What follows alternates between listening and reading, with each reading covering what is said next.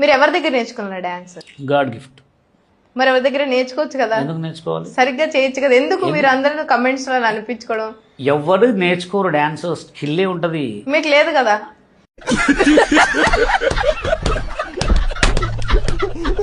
నువ్వంటే ఎట్లా లేదని. సరే, మీరు బేసిక్ గా డాన్స్ అంటే చాలా మంది స్టూడియోస్ లో వాటిలో చేస్తారు, మీరు ఎందుకు కుర్చీల మీద, సోఫాల మీద, వంటగదిలో, డాబా మీద చేయడం, జారడం? కామన్, అది ఎక్కడ ప్లేస్ ఉంటే అక్కడ చేస్తారు. మా ఇంట్లో అక్కడ ప్లేస్ ఉంది కాబట్టి కామన్. ఇప్పుడు సులభ కాంప్లెక్స్ లో ప్లేస్ ఉంటే చేస్తారా? సులభ కాంప్లెక్స్ చేయలే కదా నేను. ఇప్పుడు సులభ కాంప్లెక్స్ లో ఒక మూమెంట్ వస్తే చేస్తారా? ఎందుకు చేస్తాం అట్లా? మీరే ఎక్కడ పడితే అక్కడ చేస్తా అన్నారు. జస్ట్ మా ఇంటి సిచ్యువేషన్ లో చేస్తా అని చెప్పిన. ఓకే, మీ ప్రాంగణాలలో చేస్తారంటారు. సో ఇంకోటి, డాన్స్ మాస్టర్ అంటే సాంగ్స్ తో పాటు ఏ మూవీ సాంగ్స్ కూడా గెస్ట్ చేయాలి. మీరు గెస్ట్ చేయగలరా? చెప్పండి, అడగండి. తెలుగు ఇండస్ట్రీలో కొన్ని సాంగ్స్ నేను మిమ్మల్ని అడుగుతాను, మీరు ఏ మూవీస్ లో చెప్పాలి, ఓకేనా? ఏ వచ్చి బి పై వాలి, బి వచ్చి సి పై వాలి సాంగ్ ఏ మూవీలోది?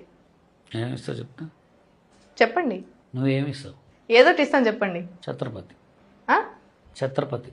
ఛత్రపతి. ఏ హీరోది? Prabhas. Prabhas, right answer. So Dheera Dheera song ఏ మూవీలోది? మగధీర. ఏ హీరోది?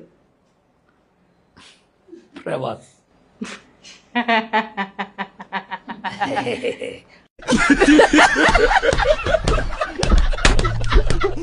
రామ్ చరణ్. అది రామ్ చరణ్ గారు. నవ్విన గ్యాప్ లో ఆలోచించాడు మనిషి. కాదు, నువ్వు గ్రోత్ అవుతావని ఆలోచించు. ఓహో, నేను గ్రోత్ అవుతాను.